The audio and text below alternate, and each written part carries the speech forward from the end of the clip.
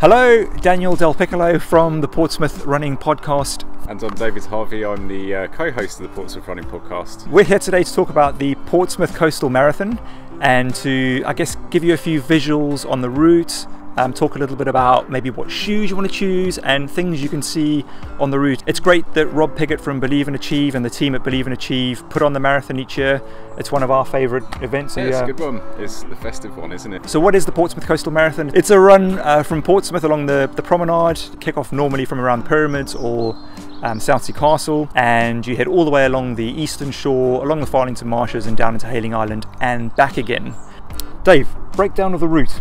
Days gone by, it started at South Parade Pier, but more recently it's been starting at Southsea Castle, isn't it?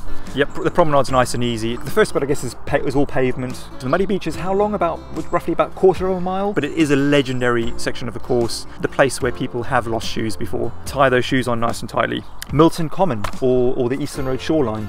Well, that's more road running. You go past the Water Sports Centre, but you'll just be hugging the side of the shore. The trails, if you're on any, are really compact. The most you're going to get is like a few puddles and stuff. So yeah. That brings us on to the Farlington Marshes and the new industrial estate. Yeah. What is it up there? It's a nature reserve, isn't it? It's all cycle track, it's all road running. Because there's a little bit of kind of like trail, shingle, and then back into the industrial estate. I think road shoes would be absolutely perfect for it. So at the moment, shoe choices all nice and easy. Brings us on to the last bit, the Hayling belly line. Yeah. So this bit can be a little bit soul destroying. There's this tendency to feel like you're in some kind of like abyss of running down the shoreline. Doesn't it? It really does. but it will be there. It will be. Rob will be there with his bananas and with his gels and with his rum. The teams that sit at all the aid stations have normally got some alcoholic beverage of choice. Yeah, worth saying that last year when we ran this, we were absolutely hammered. He's not joking.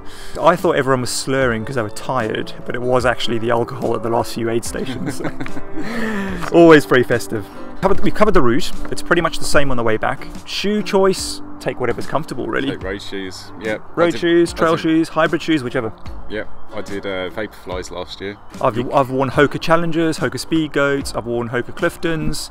Dave, favourite thing about the Portsmouth Coastal Marathon? Finishing that marathon, having the beer at the end of it, it just makes it feel like it's Christmas. Have a quickly things you'll see along the route. We've obviously got the muddy beach that we've spoken about. There is a very special spot we'd like to point out called Jalfrezi Jungle. It's a place that I ran past one morning. The greenery grows really well there for some reason, we're not too sure why, but yeah, we suspect it has something to do with the way the plants have been fed around there.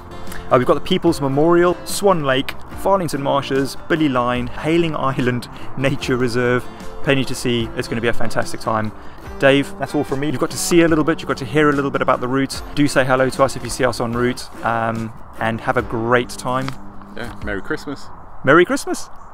Yeah.